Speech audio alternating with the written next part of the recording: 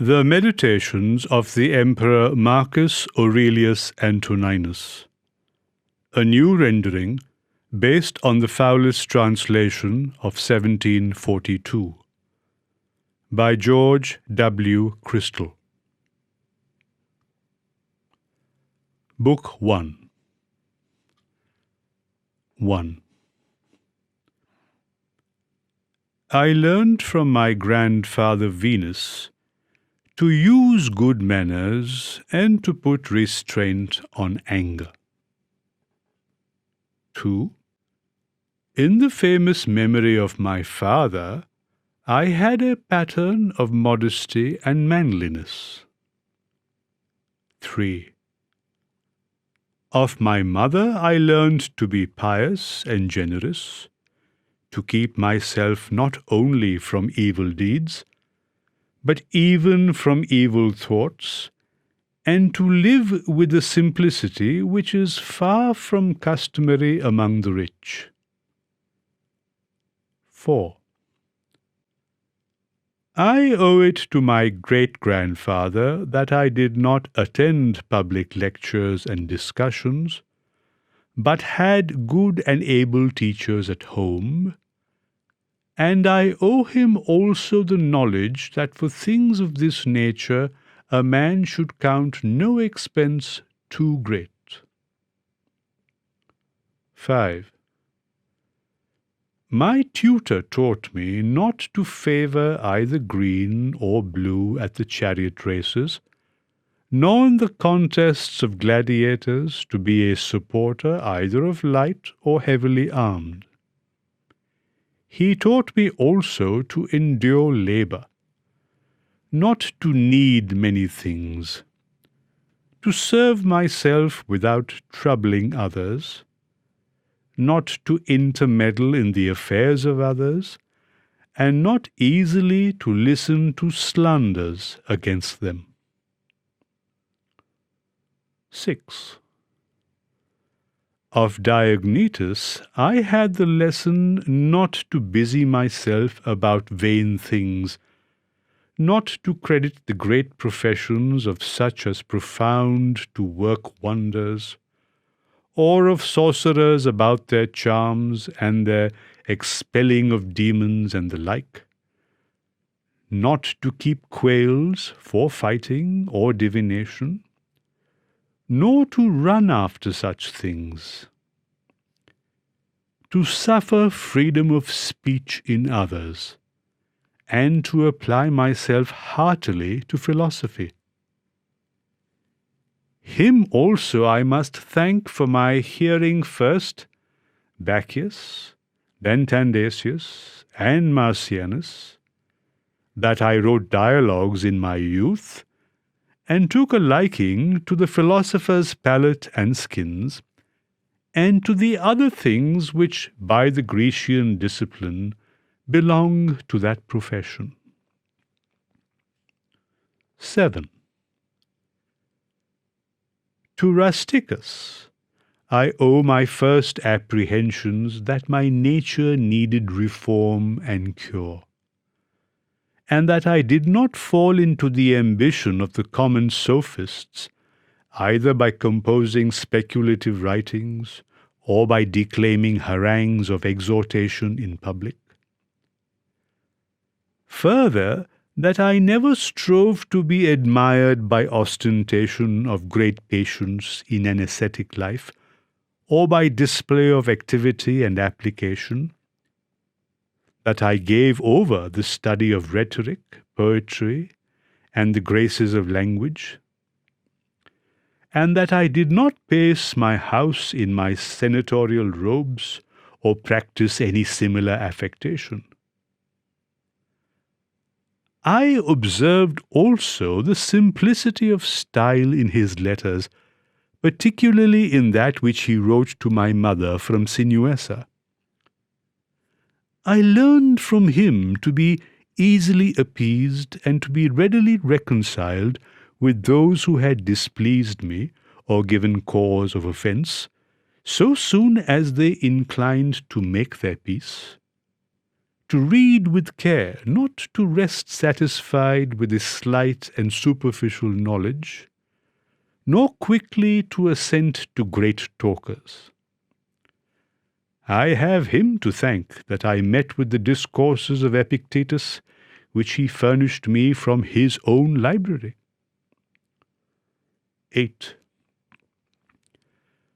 From Apollonius I learned true liberty and tenacity of purpose, to regard nothing else, even in the smallest degree, but reason always, and always to remain unaltered in the agonies of pain, in the losses of children, or in the long diseases. He afforded me a living example of how the same man can upon occasion be most yielding and most inflexible.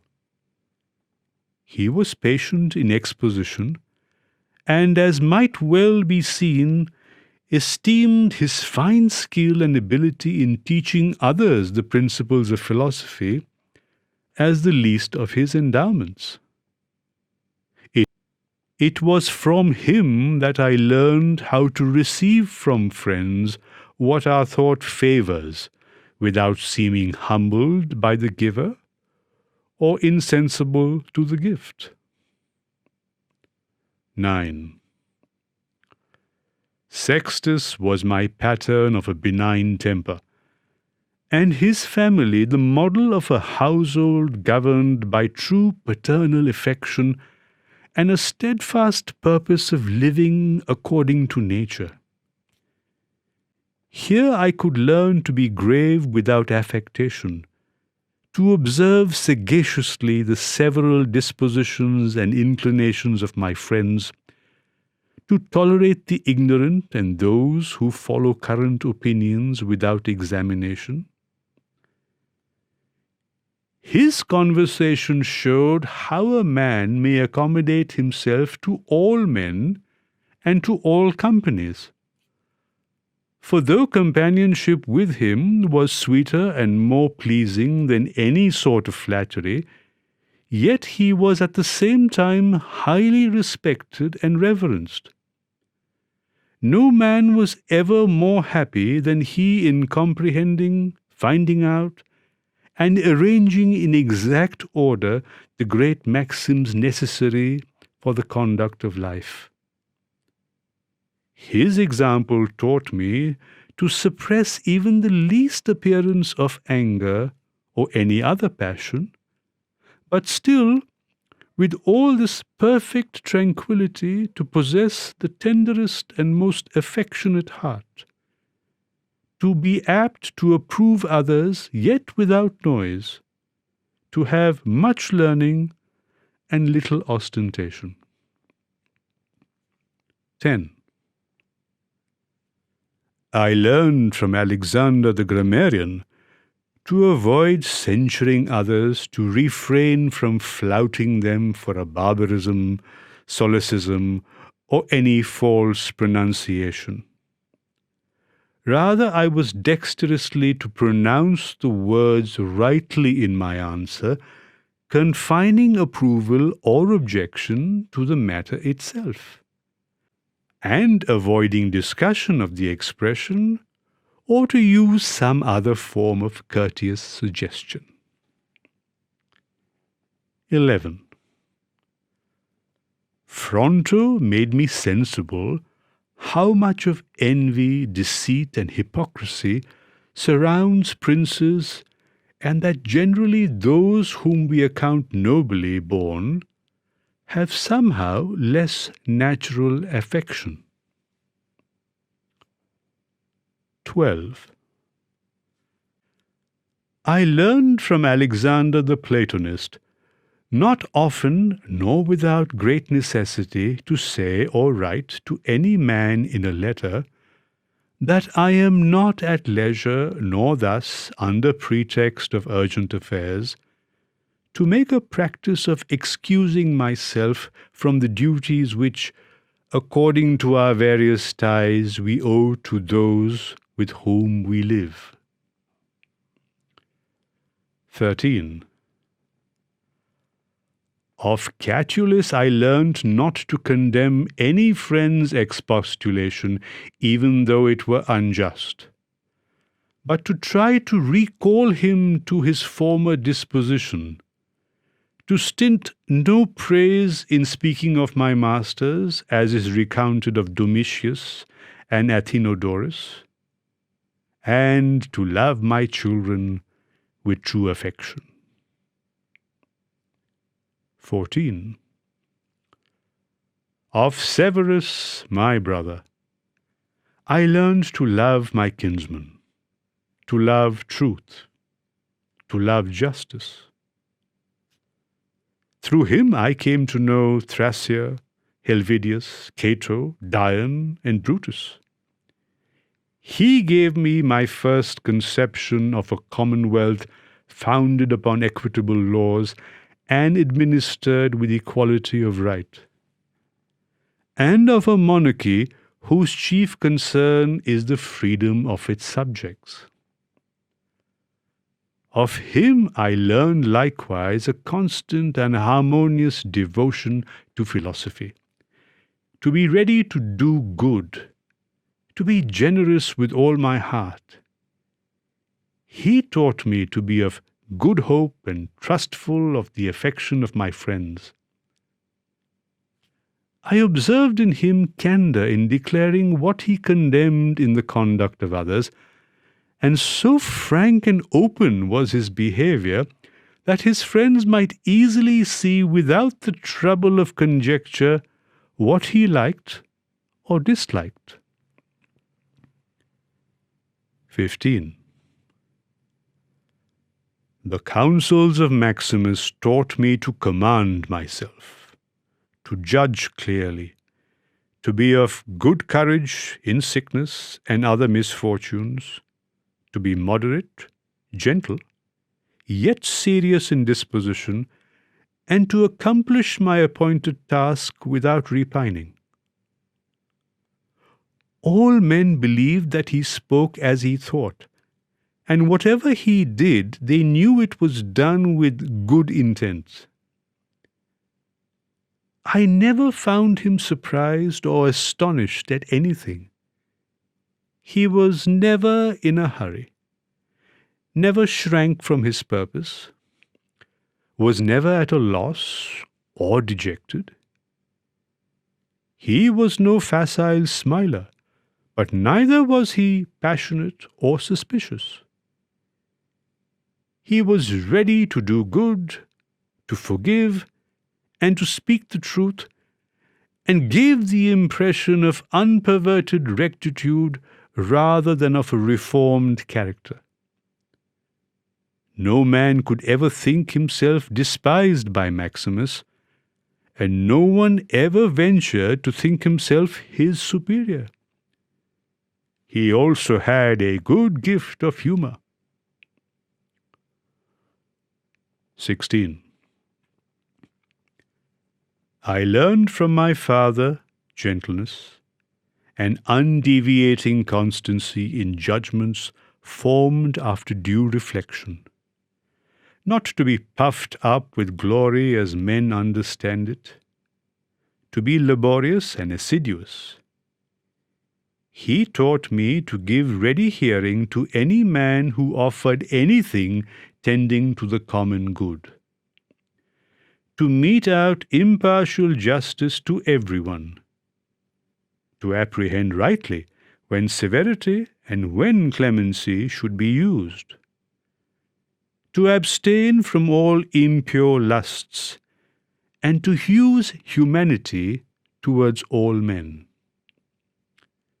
Thus he left his friends at liberty to sup with him or not, to go abroad with him or not, exactly as they inclined, and they found him still the same if some urgent business had prevented them from obeying his commands. I learned of him accuracy and patience in counsel, for he never quitted an inquiry satisfied with first impressions. I observed his zeal to retain his friends without being fickle or over-fond, his contentment in every condition, his cheerfulness, his forethought about very distant events, his unostentatious attention to the smallest details, his restraint of all popular applause and flattery. Ever watchful of the needs of the empire, a careful steward of the public revenue, he was tolerant of the censure of others in affairs of that kind. He was neither a superstitious worshipper of the gods, nor an ambitious pleaser of men, nor studious of popularity, but in all things sober and steadfast, well skilled in what was honourable, never affecting novelties. As to the things which make the ease of life, and which fortune can supply in such abundance, he used them without pride, and yet with all freedom, enjoyed them without affectation when they were present, and when absent he found no want of them. No man could call him sophist, buffoon, or pedant. He was a man of ripe experience, a full man, one who could not be flattered and who could govern himself as well as others. I further observed that he honoured all who were true philosophers, without upbraiding the rest and without being led astray by any. His manners were easy, his conversation delightful, but not cloying. He took regular but moderate care of his body, neither as one over fond of life or of the adornment of his person, nor as one who despised these things. Thus, through his own care, he seldom needed any medicines, whether salves or potions. It was his special merit to yield without envy to any who had acquired any special faculty, as either eloquence or learning in the law, in ancient customs or the like, and he aided such men strenuously so that every one of them might be regarded and esteemed for his special excellence. He observed carefully the ancient customs of his forefathers, and preserved without appearance of affectation the ways of his native land. He was not fickle and capricious, and loved not change of place or employment. After his violent fits of headache, he would return fresh and vigorous to his wonted affairs. Of secrets he had few, and these seldom, and such only as concerned public matters. He displayed discretion and moderation in exhibiting shows for the entertainment of the people, in his public works, in largesses and the like. And in all those things he acted like one who regarded only what was right and becoming in the things themselves, and not the reputation that might follow after. He never bade that unseasonable hours, had no vanity in building, was never solicitous either about his food, or about the make or colour of his clothes, or about the beauty of his servants. His dress came from Lorium, his villa on the coast, and was of Lanuvial wool for the most part. It is remembered how he used the tax collector at Tusculum, who asked his pardon, and all his behaviour was of a piece with that. He was far from being inhuman or implacable or violent, never doing anything with such keenness that one could say he was sweating about it. In all things he reasoned distinctly, as one at leisure, calmly, regularly, resolutely, and consistently. A man might fairly apply that to him which is recorded of Socrates, that he could both abstain from and enjoy these things in want whereof many show themselves weak, and in the possession intemperate. To be strong in abstinence and temperate in enjoyment, to be sober in both, these are qualities of a man of perfect and invincible soul, as was shown in the sickness of Maximus. 17. To the gods I owe it that I had good grandfathers and parents, a good sister, good teachers, good servants, good kinsmen and friends, good almost all of them. I have to thank them that I never through haste and rashness offended any of them, though my temper was such as might have led me to, had occasion offered.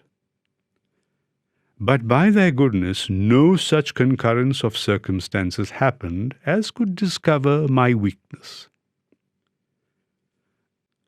I am further thankful that I was not longer brought up with my grandfather's concubine, that I retained my modesty and refrained even longer than need have shown from the pleasures of love.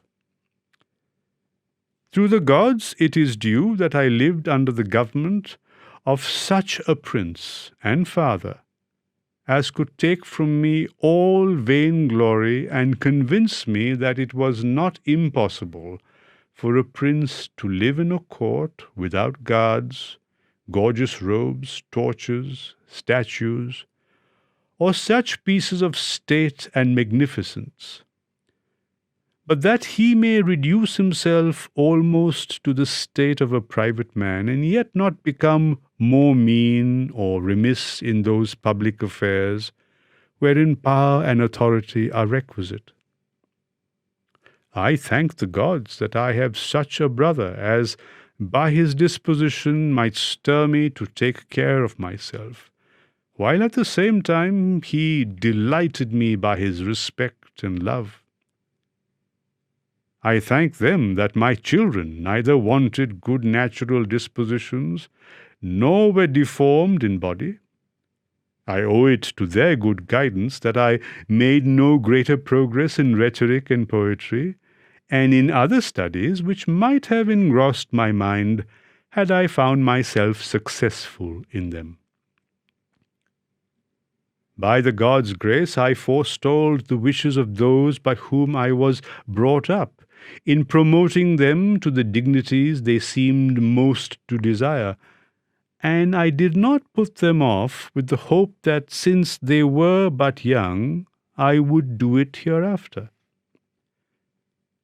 I owe it to the gods that I ever knew Apollonius, Rusticus, and Maximus, that I have had occasion often and effectually to meditate with myself and inquire what is truly the life according to nature, and as far as lies within the dispensation of the gods, to give suggestion, help, or inspiration.